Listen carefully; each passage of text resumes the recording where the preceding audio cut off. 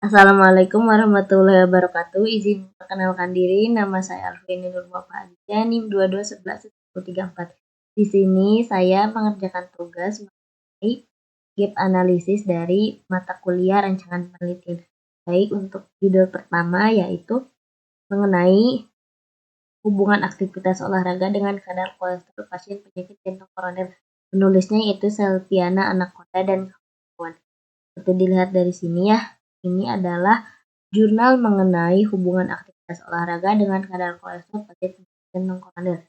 Setelah saya lihat dari dasar teori atau dari latar belakangnya, yaitu memang penyakit jantung koroner ini merupakan penyakit kardiovaskular dengan prevalensi tertinggi di Indonesia. Nah, faktor-faktor yang mempengaruhi itu adalah memang kadar kolesterol dalam darah. Jadi, salah satu faktor yang mempengaruhi terjadinya penyakit jantung koroner ini yaitu kadar kolesterol dalam darah. Nah, upaya-upaya apa sih yang memang dapat menurunkan kadar kolesterol dalam darah ini? Yaitu diantaranya dengan mengendalikan kebiasaan makan dan melakukan latihan aerobik. Jadi, untuk latar belakang di sini yaitu pengaruh dari aktivitas yang dilakukan yang dapat mempengaruhi kadar kolesterol khususnya untuk orang memiliki penyakit jantung koroner. Nah, mengapa penulis melakukan penelitian ini? Karena penulis ini ingin mengetahui hubungan aktivitas olahraga dengan kadar kolesterol pasien, khususnya untuk orang yang mengalami penyakit jantung koroner. Nah, mengenai sosialisasi pada lansia dan datang secara langsung untuk melakukan bertanya aktif kepada para lansia mengenai pola makan yang dilakukan dan faktor lain. Karena di sini dibahasnya adalah pola makan, kita atau penulis itu tidak melakukan riset lebih lanjut untuk makanan yang memang dikonsumsi oleh para lansia ini atau faktor lain yang dapat berpengaruh juga pada pola makan lansia atau pergerakan yang dilakukan, karena jika banyak tidak bergerak pun akan mempengaruhi kadar kolesterol khususnya seperti faktor obesitas dan lain-lain. Untuk penulis selanjutnya dapat melakukan penelitian kembali terhadap jenis makanan yang memang dikonsumsi oleh para lansia ini. Dan pola makan seperti apa yang memang lebih rinci lagi untuk dilakukan penelitian, termasuk jenis makanan yang memang dikonsumsi atau pola makan yang dilakukan itu seperti apa, dan berapa kali untuk melakukan konsumsi makanan yang berat atau makanan yang ringan. Baik, untuk selanjutnya itu penulis selanjutnya ini dapat mencari kembali mengenai jenis makanan yang dikonsumsi itu apakah akan berpengaruh juga pada peningkatan kadar kolesterol pada lansia. Untuk penulis selanjutnya. Nah, untuk selanjutnya ada jurnal ketiga.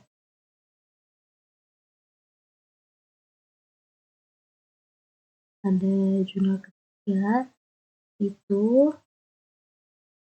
hubungan indeks massa tubuh IMT dengan kolesterol pada mahasiswa program studi kedokteran. Nah, penulisnya itu Tri Wahyuni dan Jihanita Dian Sabila. Nah, penulis ini ingin mengetahui apakah dari hubungan indeks massa tubuh ini apakah akan berpengaruh pada kadar kolesterol pada mahasiswa program studi kedokteran. Seperti kita lihat di sini di bagian latar belakang, karena obesitas atau kegemukan itu artinya Nah, baik, untuk itu kita lihat dari judul jurnalnya yaitu hubungan indeks massa tubuh IMT dengan kadar kolesterol pada mahasiswa program studi. Jika kita lihat dari rumusan masalahnya yaitu penulis ini ingin mengetahui apakah hubungan indeks massa tubuh ini akan berpengaruh pada kadar kolesterol pada mahasiswa program studi kedokteran. Nah, kita lihat dari sini dari latar belakang di sini itu memuat mengenai obesitas. obesitas atau kegemukan itu memang mengandung arti jaringan lemak yang berlebih. Jadi, setiap peningkatan indeks massa tubuh berhubungan dengan kolesterol total plasma. Nah, sedangkan angka kejadian hiperkolesterolemia di Indonesia itu pada wanita itu sekitar 13,4% dan 11,4% pada pria.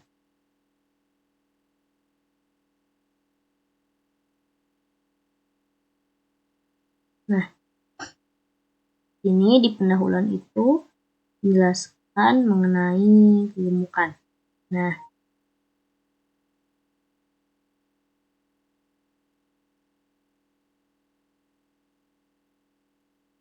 dari faktor kegemukan ini dapat menyebabkan resiko hipertensi, aterosklerosis, diabetes mellitus jenis langka tertentu, dan penyakit kantong empedu hingga kematian dini meningkat pada kasus kegemukan ringan menurut laporan Surgeon General 198. Jadi, hubungan dari kegemukan ini atau obesitas ini akan meningkatkan IMT, dan hal tersebut itu memang berpengaruh kepada penyakit-penyakit lain, tidak hanya kadar kolesterol ya, tetapi dapat menyebabkan kanker juga.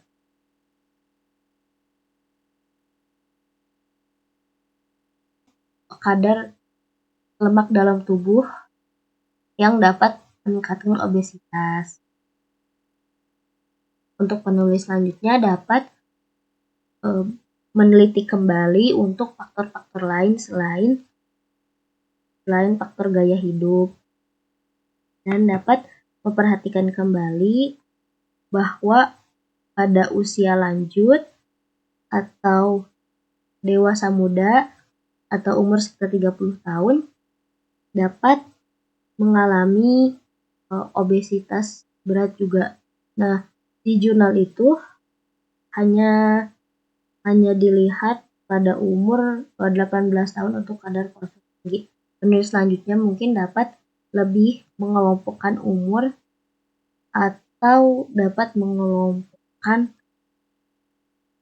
kebiasaan konsumsi makanan atau gaya hidup yang dilakukan oleh pasien yang dapat mempengaruhi kadar IMT seperti pada diet atau penyakit yang memang disebabkan oleh obesitas.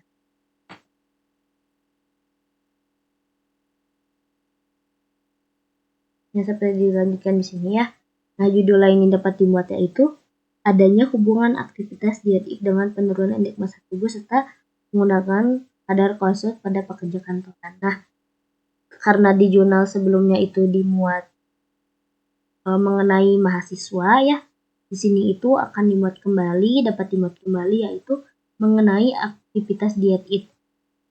Apakah dengan aktivitas diet itu dapat menurunkan indeks massa tubuh dan kembali normal serta dapat mengurangi kadar kolesterol pada pekerja kantoran. Nah, selanjutnya ada jurnal 4. Nah, yaitu perbandingan hasil pemeriksaan kadar kolesterol segera dikerjakan dengan penundaan 24 jam di Rumah Sakit Bhinneka Husada. Nah, penulisnya yaitu Warsiah. Jadi kita lihat jurnalnya. Nah,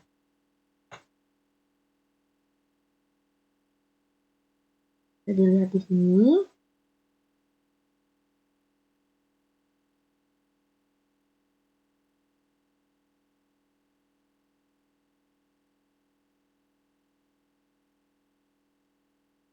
Nah,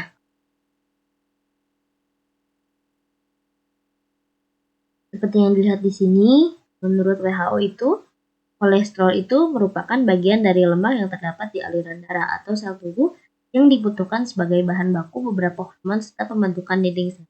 Lemak itu berwarna kekuningan yang diproduksi oleh tubuh di dalam liver disebut kolesterol. Menurut WHO, dapat dilakukan sesuai dengan apa yang diteliti. Nah, untuk suhu dan waktu penundaan itu sudah dilakukan pada penelitian sebelumnya. Kemungkinan besar untuk penelitian selanjutnya itu dapat dilakukan dengan meneliti sampel yang berbeda.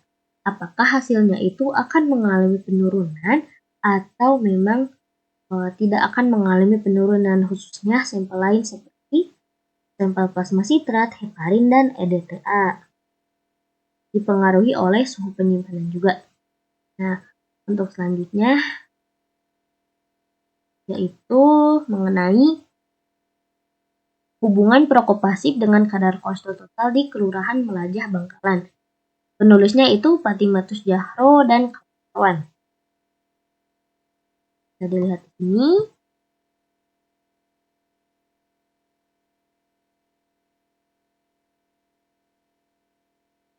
Penelitian ini dilakukan untuk mengetahui apakah untuk prokopasif atau orang yang hanya menghirup asap rokok ini apakah akan mempengaruhi kadar kolesterol di Kelurahan Melajah. Nah, seperti ya diketahui di sini. Nah, perokok pasif adalah orang yang terpapar oleh asap rokok.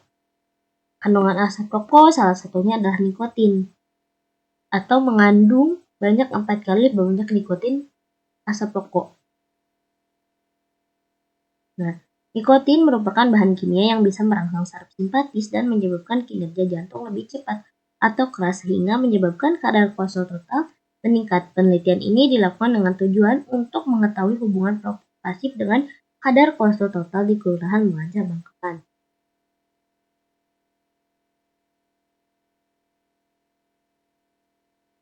Seperti yang terlihat di sini ya.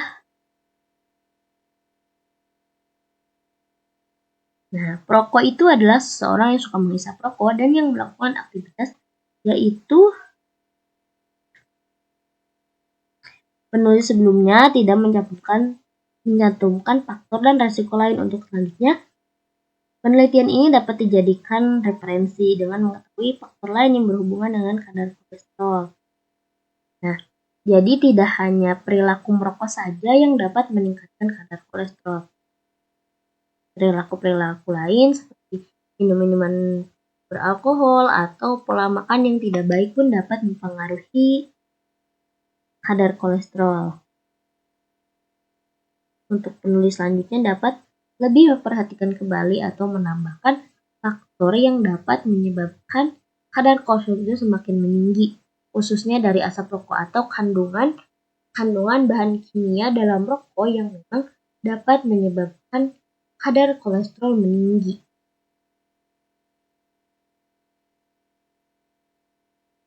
Nah, seperti yang ada di sini, tidak hanya asap rokok saja, tetapi penulis selanjutnya dapat mengembangkan hubungan mengkonsumsi gula buatan dengan kadar kolesterol total. Apakah dengan mengkonsumsi gula buatan dapat meningkatkan kadar kolesterol total? Jadi, sekian dari saya. Wassalamualaikum warahmatullahi wabarakatuh.